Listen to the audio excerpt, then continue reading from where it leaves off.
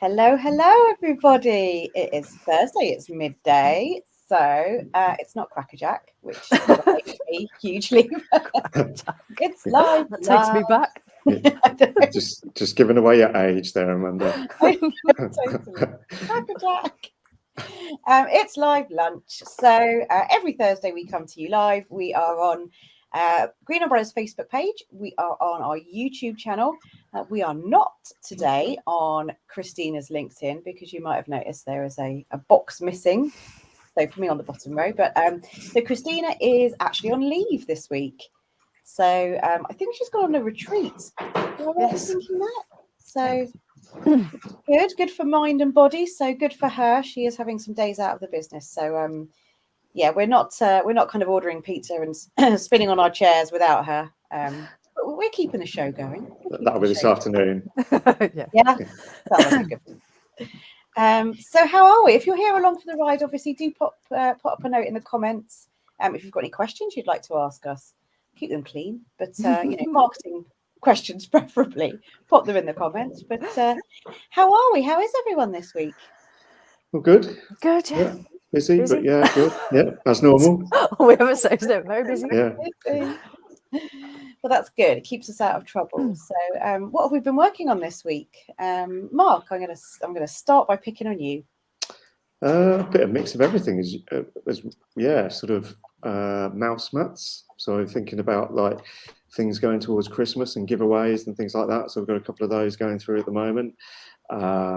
Lots of business cards, flyers, again, some more sort of vouchery type things for Christmas sort of offers and things. So yeah, quite a lot of print this week. And then yeah, normal bits of web stuff as well. We've got a few websites going through. So yeah, all good. Wow, a real variety. Yeah, definitely this week. And for someone who is quite bar humbug, you've actually just said the C word at least twice there, if not 3 times. So that's because you'd off air already holding up Christmas cards. so it's there. It's now been implanted in my mind. That's a little Christmas tree Rex. Oh, that's cute. So we'll dive straight into it, I guess, because we've now said it. We've dropped the bombshell. Because I was looking at dates, and it's the 21st of October today. So 2 months today is the shortest day, which is always very depressing. I think you might love it, but just over a month from now is Thanksgiving.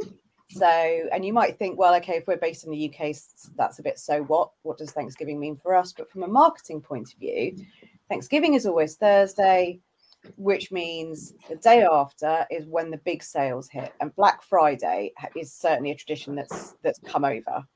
It's across the Atlantic. You can't escape Black Friday in the UK. It's not just Amazon that do it. It's everybody. And then from Black Friday, you have Cyber Monday. So really, from a marketing strategy and planning point of view, you need to be thinking about these key dates, don't you? Definitely. Yeah, absolutely. Especially obviously any retail-based sort of businesses, especially that are actually selling products. But then you do tend to get sort of almost service-based things as well now, sort of Black Friday deals as well. So even like software companies and things, you'll see pretty much anything having a sort of Black Friday deal, won't you? So yeah, you've got to be thinking about how you're going to get that all ready and out there. Yeah, definitely. Because if you need some, it's almost a work backwards, isn't it? So from a strategic point of view, you'll have these key milestones and have, whether it's Christmas. So Christmas is a key point. I'm sure there's people that are going to be watching and listening and want to have their fingers in their ears at this point. But if you are a product-based business, so if you're selling, whether you're a small business doing handcrafts, you're selling jewelry, and I know we've got clients in that space, you need to think about, okay, what are my last delivery dates? You're going to get busy, so you need to plan in kind of what posts am I putting out there. If I'm doing any promotions, when do they start? When do they run till? If I need any print or design, so Mark, I guess that's where you come in. So if people suddenly contact you so Thanksgiving's the 25th of November. If they're contacting you on the 22nd of November, for example, to say, oh, can we have some design work done by Friday because we want our Black Friday sales? Chances are you're going to be like, well, no, funnily enough, I'm reassuringly busy. I'm not, waiting here for work to come in. There's a backlog, and yeah, so people should be thinking ahead about what they need. Yeah, absolutely. Yeah, I mean, obviously, yeah, on the design side, but also, again, if they're having sort of printed things done, whether that be for Black Friday, Christmas, New Year, etc., all of those sort of deadlines need sort of planning into their sort of marketing plan, really. So, whether it be, normal things like Christmas cards, some people like them to go out on the, 1st of December, or to be landing with clients on the 1st of December. So, you've got to be doing that really this month, getting everything ready so that, that's all geared up. So yeah, it's really, really thinking about what you're going to do on these sort of key dates. Still a place for office Christmas cards, do you think? Yeah, I think so, especially at the moment as well. It's that thing that we always say about things coming in and out of fashion. And, people have been used to obviously everything being online for the last couple of years, not having that sort of tactile contact, for want of a better phrase. But now, there's opportunity. Obviously, a lot of people are back in the office to some degree. So, you can be posting things out, and it's just another point of difference. If everyone else is only doing something, via email or online, you've got an option there to do something and stand out a little bit different as well. Perfect chance to reconnect with people in a different way. Definitely. And little gifts. So whether, you mentioned promo items, people are thinking about those. What is there a trend at the moment? Are people kind of leaning towards particular items? Is it just pens? Is it? Mouse mats really has been the thing this week. So we're doing a couple of those this week. So that I think for certain sectors it works really well. So we do stuff for sort of estate agents and things like that, and they, traditionally they've got people that actually almost like expect them to send out a mouse mat each year with a calendar on and things like that. So, it's I suppose it depends, what sector you're in and what your sort of client base is, what they would find useful. But yeah, obviously pens, everyone uses a pen, sits there on your desk. And it's a green umbrella pen that I've been using today. Oh, here it is. Green umbrella pen. Always be branding. I don't have one, sorry. Mine's on my desk at work. Okay, that's fair. I do have the world's most boring mouse mat though, so if we are getting any printed, just lean into Jane's desk, but I can't see it, so I think she's lying. No, it's in my drawer. Sorry. Is it? Yeah. I definitely still think there's a there's still a market for promotional type items. That the handy things you've got on your desk. So I've got highlighter pen that I picked up at Recruitment Agency Expo near me. So what's because obviously I think at the end of the expo where we did our coming to you live from Birmingham NEC 2 weeks ago. Gosh, time flies. Yeah, I think it was 2 weeks ago. What's the best bit of swag you think we picked up from there or we brought back? What went down well with everybody? I don't know. I think everyone's very practical, but everyone's using the hand sanitizer from Remus Rewards. Yep, got that in my handbag. Little plug there. And I do have on my desk the Temp Hero Frisbee. Yes. So I quite like my Logic Melon notebook. Quality piece of notebook that. I'm glad. I was coveting one of those. So yeah. But then equally, I was coveting one of their umbrellas and did get one, and not everybody did. So So I think definitely if we often have this debate, and I think you might see it on LinkedIn quite a lot, what promotional items work, but practical stuff and things you might use. Post-it notes always seem to go down as much as people kind of go all environmental, but we all still use a post-it note, let's face it, I'm afraid. Indeed. What else have you been Kim's just commented saying frisbees and notebooks with a question mark. She got sweets, so sweets are still good, Kim. Sweets are good. And Paul's put a good comment up. What are your thoughts on New Year cards rather than Christmas cards? The latter can get lost against the others, whereas New Year card is quite likely to stand out. Yeah, we have done some in the past for clients, so yeah, it's definitely a good idea. And I think we might have mentioned it before. Yeah, you've got that period where everyone's just gone back to work in the new year, and then you can sort of send something out, that's a bit different. So yeah, definitely worth a look at. Yeah. And Mark's your man if you want some. That's true. That is true. Yeah. What have you been working on this week, Jane? How's your week been so far? It has been busy because we've had new clients going live. So there's always that sort of period where you sort of need to handhold a little bit and sort of get through the first week, getting to know the client. So it's quite nice because that's the time when you really get to know someone's business and what they do and get to know them as people. So yeah, I've been doing quite a lot of that this week, and some adverts as well for one of our recruiter friends who trying to get some people up in the north of England for lots of jobs that they've got at the minute. So yeah, I've been helping them run some Facebook ads, and yeah, a bit other odds and sods really of my general week. So it's been a busy one. What sector is the recruiter in that you were doing the Facebook ads for? It was warehouse type work. This one. Okay. So yeah, trying to get lots of people to come and do production lines and warehouses. So yeah. So yeah, big demand for that, particularly again. Yeah, definitely. Yeah. So yeah. Hopefully the adverts will do their job and they'll get some people. So. Excellent. So Mark, I was going to say you were out and about, but virtually out and about. Yeah. So obviously Paul was on last week from Business Community, and it was the sort of showcase event yesterday. So yeah, me and Dean were popping around in the virtual world, having a little wander around, manning the virtual stand, saying hello to a few people. So yeah, it was really good. And then obviously first time I'd really logged into the platform that Paul demoed last week, but it was really cool. Different experience. A bit odd in terms of like you're wandering around and then you're sort of floating in and out to see people as they sort of pop up with their webcams sort of as you're walking around, and then you sort of stopping to sort of speak to people and stuff. But yeah, it was really good. So yeah, connected with a few sort of new people that I hadn't spoke to before. And yeah, caught up with a few sort of familiar faces as well. A quick chat to Paul while he was in there as well. So as he was literally seemed to be running around every time I saw him. So yeah, really good. Oh, what was so if anyone wasn't watching last week, what was the software? What sort of platform was it that was used for buscomm?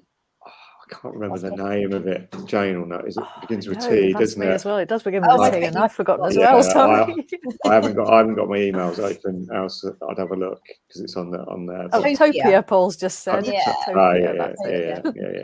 It's just always quite interesting to know what platforms people are using. So if you are, if you're holding an event, you're marketing an event, whether it's a Crowdcast, Zoom, all fine for webinars. But yeah, if you're trying to do a more sort of in person, but still virtual, it's good to know what's out there and what people are using and what works. So Topia is the one that Paul's used. That's worth potentially exploring if you're looking at a virtual. Because again, I hate to keep banging on about the C word, but people will be thinking about Christmas get-togethers.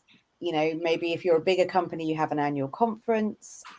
So yeah, these kind of virtual things might work well for that sort of scenario where you're trying to get everyone together, but obviously there's still limits on traveling in a lot of areas. Yeah, no, I mean, I thought it was really good. It didn't, it still felt quite personal and things like that. So you could have sort of, proper chats to people, and then, other people are dipping in and out at the same time. So yeah, it was really cool. Okay. Oh, great. And if people did want to go and log in and have a little look around, and so you can actually see the businesses and the presentations, but also just check out the software and how it looks. There is a login and password there as well. So, and that will still be in the comments on our Facebook page if you want to find it afterwards. So yes. And Christina's got a presentation in there as well, so you can wander up to her presentation and have a look. Christina was presenting and talking. That's not like her. Virtually.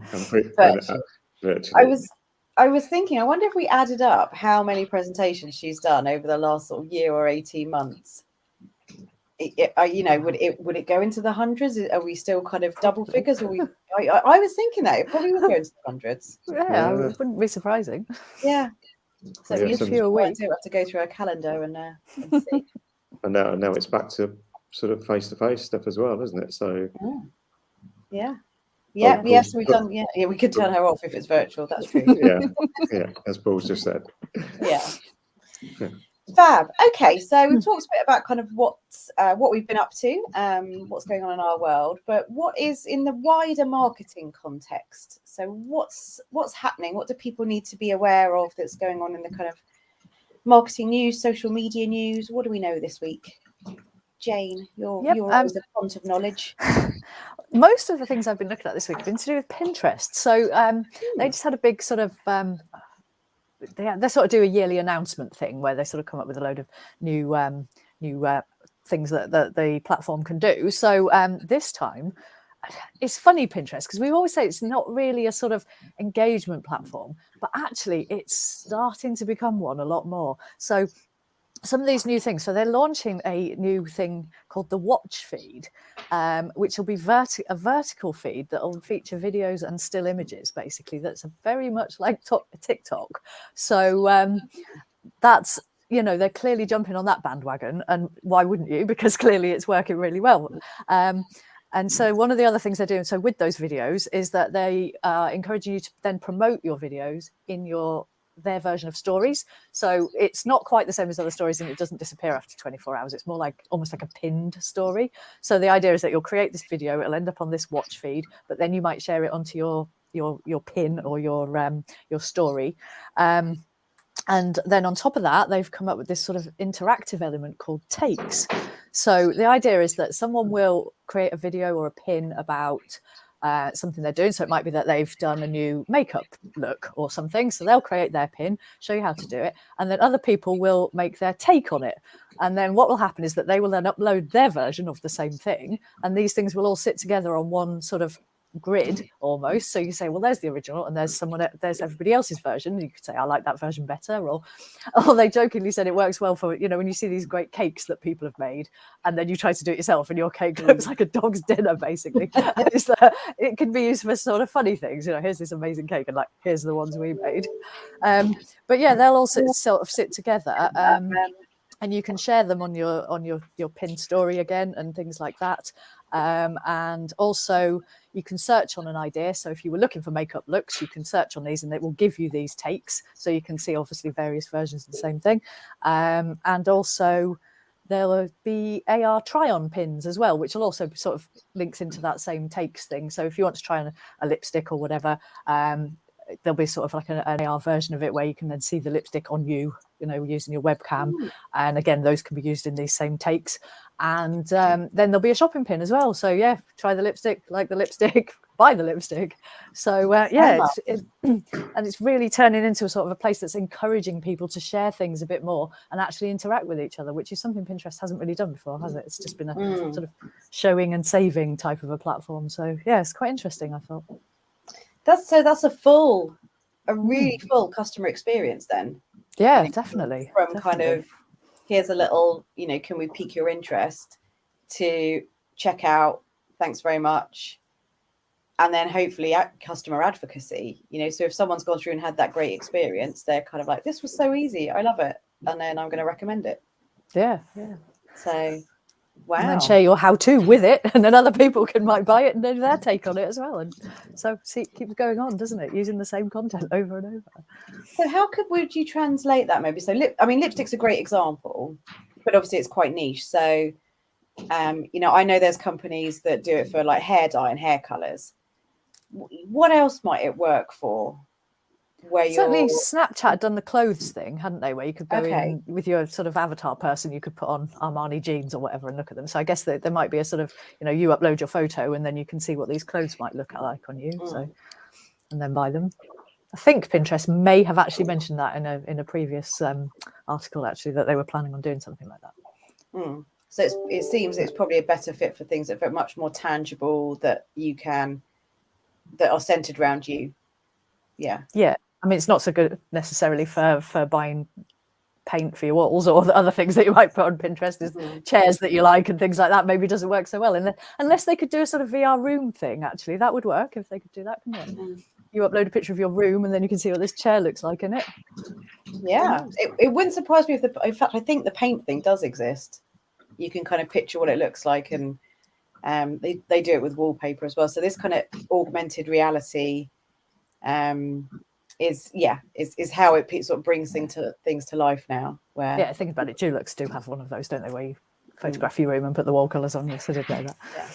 But cool. Okay, so leads us nicely onto the metaverse, Mark. We're all going to live in a virtual world soon. Yeah, that's it. Started with the buscomm showcase, and it's all going to be moved on from there. So, yeah, I mean, obviously you've spoken about it before, but there was a few bits that I just saw this week. And obviously, Amanda mentioned it earlier before we came on air that basically Facebook are probably going to look to rebrand, partly because of this metaverse concept. So they don't want to be seen as being just a social media company. So it's a bit like when Google went to Alphabet. So they've got a group of companies that are sort of under one sort of brand, if you like, but no one seems to know what Facebook are going to be called yet. I was reading something this morning, and even some of the senior people supposedly don't know, or there's a rumor that it might be Horizon, but I think that's one of the only things I've seen that actually gives a clue to what the name might be. But basically they're making it sound like everything's geared towards this metaverse concept and virtual reality and being able to work and socialize in this metaverse world. And that's what they're all working to, sort of tens of thousands of new jobs based around all this, trying to get this to work. So interesting. My favourite name thing I saw for it though was Facey McBookface. Oh really? It should definitely be go called with that. Yeah. That's what we can call it that. Facey McBookface. When we're talking to clients, you doing your Facey McBookface? Yeah. I mean, it obviously is. This is big news. It's a huge beast, Facebook. Although, Mark and I, as we said, we started to have because whenever we do live lunch before we come on air, we have sort of 5-10 minutes beforehand just to kind of see what's everyone's going to talk about, what news have we picked up, so that we're not duplicating. I'm just going to shut the door because the postman's can go away for the moment. Just to prove that things are live. Exactly. Why do people always? It's just that point in the day, isn't it? It's like this is my one live video call of the day. I guarantee no one else will knock on the door. Anyway, Facebook, huge beast. I was reading a similar article to you, Mark, and for one thing, I was surprised in a way to learn Facebook was only 17 years old. To me, it feels older. Yeah, 2004, wasn't it? Yeah, but then I don't know. 17 doesn't sound that long, but I suppose it was. We'll think 17 years ago. And if you look at some of your status updates, because it always used to say "is," didn't it? So it would say "Jane is," "Mark is," and you'd finish the sentence with like "eating soup at work" or something really dull. So, but anyway, but if you think about where it's gone from then to now, which is this huge beast that has responsibility for the news it puts out there, the kind of scandals that have come out over elections and things like that. So, and that seems to be the reason they're looking at rebranding, is because they're trying to, potentially get away from some of the scandals and bad press they've had. I'm not sure a name change will fix that. But yeah, so where is it? So next week they've got their annual product conference, exactly a week today on the 28th, and that's when they're thinking they might announce the sort of change in name to whatever that might be. But I wonder if it will be then they'll still keep the names of WhatsApp, Instagram, Facebook, and it'll be from, so they'll keep the product name and change the company name. I would imagine so. I mean, that's, most people, a lot of people wouldn't even know that Alphabet was Google's parent company, really. No one says, I'm going to go on to, obviously, you say you're going to go and Google something still. It's still ingrained into what you do. So I don't think they're going to risk changing the individual platform names. It's going to be more of a holding thing, and maybe that's what the metaverse will be called if it is something like Horizon. Yeah, Horizon sounds like a name that covers it all, actually, doesn't it? So it wouldn't surprise me if it was something like that. Yeah, well, probably. You never know, though. They could surprise us, and it could be something slightly odd or something. Who knows? And there used to be quite a futuristic program called Horizon. That was all a bit kind of a bit tomorrow's worldy. Again, I've now managed to mention like 3 different programs that were on TV in the 80s. So. Slash 70s, I'm afraid. I went, oh no. That's just depressing, isn't it? Oh dear. Shall I move on to something light-hearted that I found this week? Rather than, making us all feel old. Well, this might not combat it, but so it's not particularly marketing-y, but with my Data Davies hat on, there was a news story out this week, and they do it every year, which is the most popular baby names for the last year. And you can go on. So they do the news reads, and they just talk about, okay, who's in the top 10. And it's possibly not a surprise that, so Olivia is the top baby name for a little girl, and Oliver is the name for a little boy. I think they've been fairly top, or like 1, 2 for the last few years. Yeah. But rather than just a news release that has the top 10, you could go on to the ONS website and download the spreadsheet with all the data behind it. So of course I did that because I wanted to see all the data and see how names have changed. So, and I can tell you, out of the entire Green Umbrella team, there was only 2 actually, if we include some of the extras in our team, 2 names that are still in the top 100. Can you guess what they might be? Emily. Spot on. So Emily is 15, and it is, but it was always in the top 10 up to about 2 years ago, from the mid-90s. So yeah, Emily is now 15. The only other one is Charles or Charlie. So if we include our photographer, videographer, who captures some of the amazing things and scenes that when we were at Rec Expo.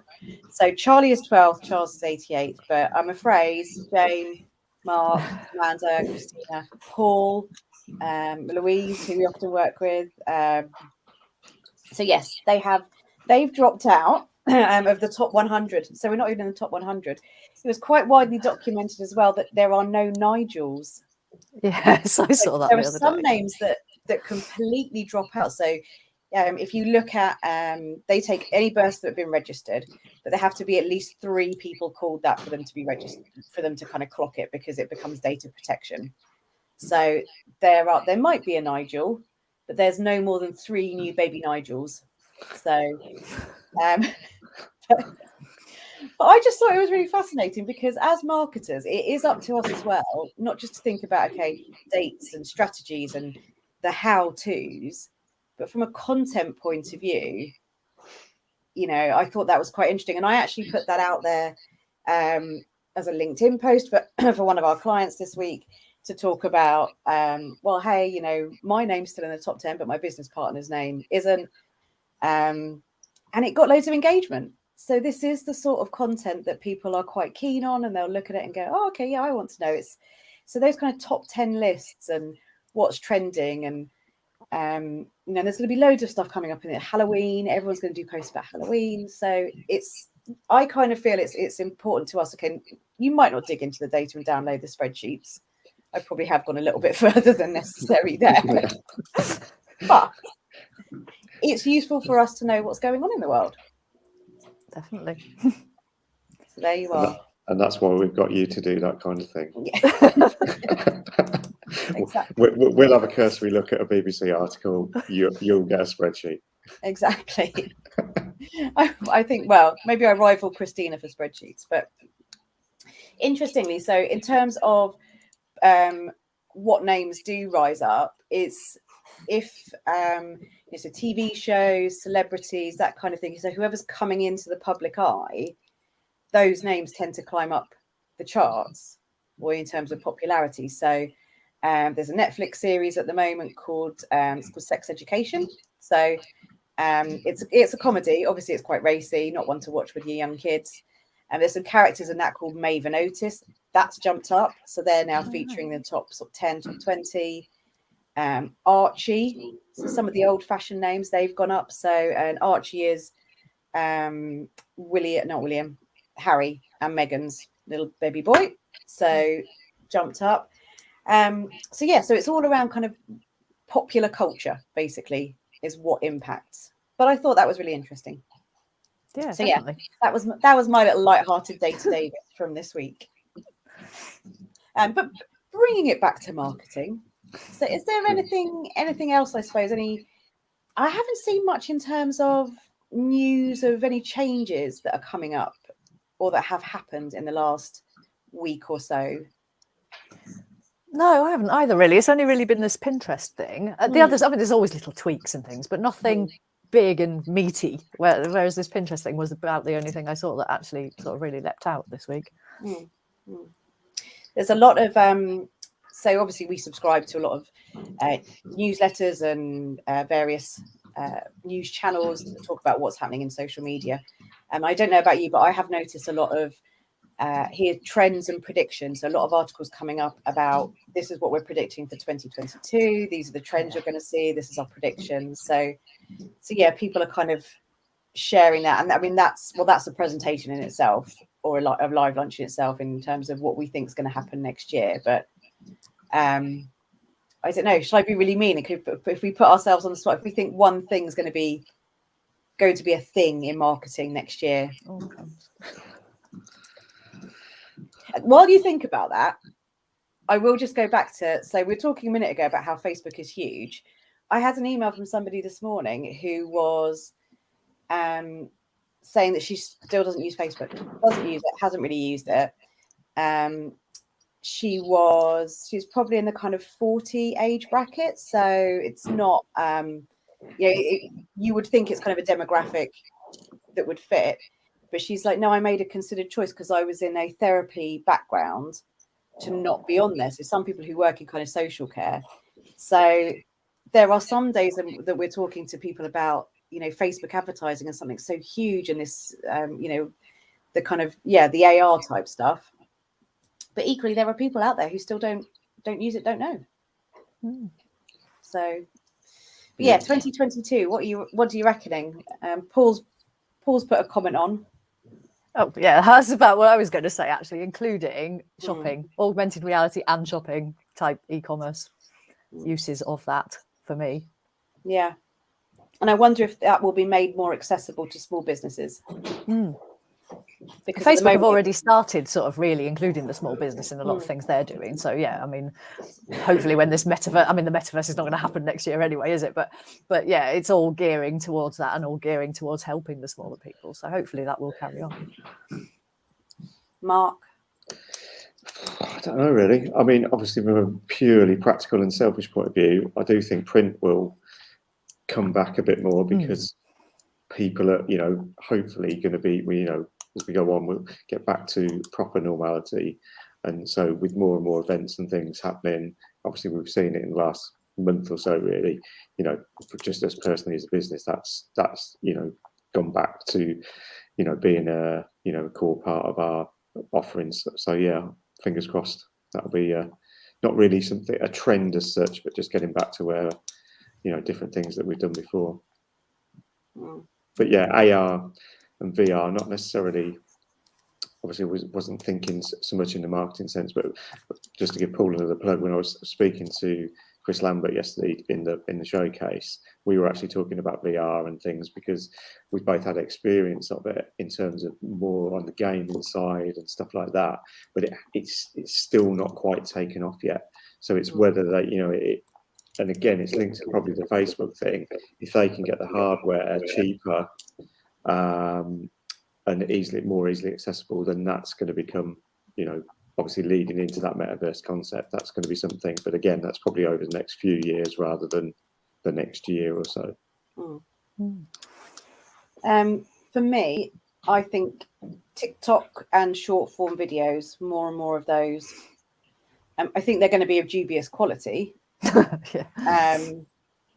Because people are using them, and I think there's too many that don't really stand out enough, and there's still too many people doing videos in their car, or that insist on starting a video on Instagram by saying, I just wanted to pop on here and say, which drives me nuts. So I think there's going to be more of that, but hopefully we'll see more people doing it right. So there you go, hot off the press. Early predictions for 2022. I'm sure we'll talk more about it as we creep towards the end of the year, dare I say it. So there we go. Fabulous. Well, I think then, unless anyone's got anything else, I don't know. Anything. So, All good. well, we can probably say goodbye and actually go and have some lunch. We have had some comments how live lunch, there is not actually lunch being eaten. Yes, that's kind of for a good reason, because you probably don't want to see us sitting here actually eating. It's more hypothetical. You could be eating lunch and enjoying our conversation and learning something about the marketing updates whilst you're having lunch. It really wouldn't be good if we were. So, No, definitely not. Paul did just ask us if we've got a guest next week. We don't have anyone planned at the moment, but yeah, things might change. I'm not here though next week, so it'll just be Mark, Amanda, and Christina. So, no, hopefully I'm moving house. So you're going to have, well, not a relaxing week off, probably a very busy week off. Extremely busy week off, yes. House moving, but yeah, Christina will be back. Jane, you'll be off. Mark, you and I will be here as well. And we'll see everybody next week then. Same time, 12 o'clock, same place, plus one extra on Christina's LinkedIn, but as usual on Facebook and YouTube. We'll do our standard wave. And we will see you all next time. Bye. Bye.